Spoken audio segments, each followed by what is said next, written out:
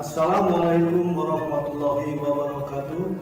Salam sejahtera bagi kita semua. Sobat-sobat sejarah, marilah kita lanjutkan pembahasan kita, yaitu Orde Baru. Ya. Kalau berbicara Orde Baru, pasti kita semuanya tidak terlepas dari salah satu sosok yang berkuasa kurang lebih selama 30 tahun. Siapakah dia? Inilah sosoknya. Siapa? Betul, itulah Soeharto. Sobat-sobat sejarah, untuk kali ini kita akan membahas tentang salah satu episode di mana peranan media elektronik, yaitu televisi Republik Indonesia pada masa Orde Baru. Nah, bagaimana peranan dan fungsi TVRI pada masa Orde Baru? Kita akan bahas secara tuntas di episode kali ini. Sobat-sobat sejarah, kita mengetahui bahwa berdirinya televisi Republik Indonesia itu terjadi pada masa demokrasi terpimpin zaman Orde Lama, yaitu tepatnya tahun 1962, berkaitan dengan Indonesia pada waktu itu mendapat kehormatan sebagai tuan rumah pesta olahraga bangsa-bangsa di seluruh Asia. Pada waktu itu Bung Karno, ini tentu saja dalam rangka politik mercusuar, Bung Karno ingin pesta olahraga di Asia itu selain bisa dinikmati oleh bangsa Indonesia, juga bisa dinikmati secara langsung di seluruh kawasan Asia. Memasuki era 66, terjadilah peralihan kekuasaan dari Bung Karno ke Soeharto, atau mulai masuknya periode baru, yaitu Orde Baru. Pada masa Orde Baru, televisi Republik Indonesia dijadikan salah satu media oleh pemerintah untuk memberitakan, menginformasikan segala hal yang berkaitan dengan kemajuan di era Orde Baru. Baik itu di bidang ekonomi, sosial, budaya, pembangunan infrastruktur, kemudian pembangunan jalan, gedung, dan sebagainya. Sehingga bisa dikatakan bahwa televisi Republik Indonesia merupakan salah satu corongnya pemerintah pada waktu itu, di mana ya, Menteri Penerangan seperti misalnya Pak Harmoko, Menteri Sekretaris Negara Bapak Murdiono selalu muncul di televisi untuk menyampaikan hal-hal berkaitan dengan kemajuan di berbagai bidang kehidupan pada masa pemerintahan Soeharto. Sobat-sobat sejarah, meskipun di televisi banyak sekali program-program pemerintah yang memberitakan tentang keberhasilan pembangunan pada zaman Orde Baru, ada beberapa acara unggulan yang menjadi acara favorit masyarakat pada waktu itu. Misalnya acara olahraga seperti sepak bola, apalagi kalau yang pertandingannya Indonesia dengan Malaysia, pasti seru. Kemudian acara badminton atau bulu tangkis, itu acara olahraga favorit pada waktu zaman Orde Baru. Selain itu juga ada acara yang sangat ditunggu-tunggu oleh masyarakat Indonesia, yaitu berita, di mana pada jam 9 malam masyarakat menanti baik itu berita dalam negeri maupun berita luar negeri. Yang terkenal itu dengan acara Dunia Dalam Berita.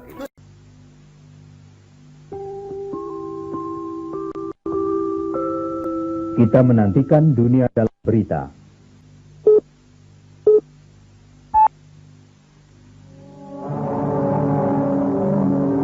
Salah satu acara yang paling menarik, ya, yang memberitakan tentang peristiwa-peristiwa yang terjadi di berbagai belahan dunia.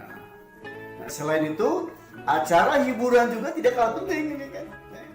Ada acara musik, misalnya menampilkan artis-artis Indonesia pada waktu itu. Nah, tetapi ya, tidak semua artis-artis Indonesia bisa tampil di televisi Indonesia. Seperti contoh misalnya Rhoma Irama, Iwan Fals, itu sangat jarang, bahkan mungkin tidak pernah muncul selama zaman Orde Baru. Mengapa hal ini bisa terjadi?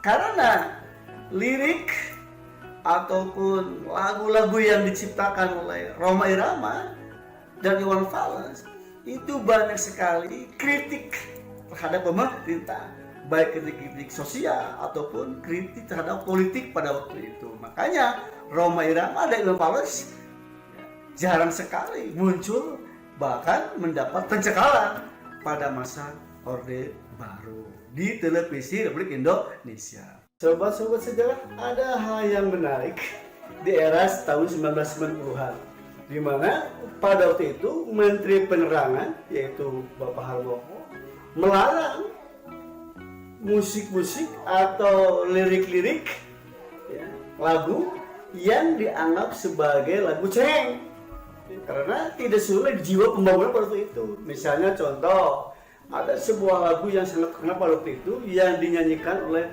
Betharia Sonata.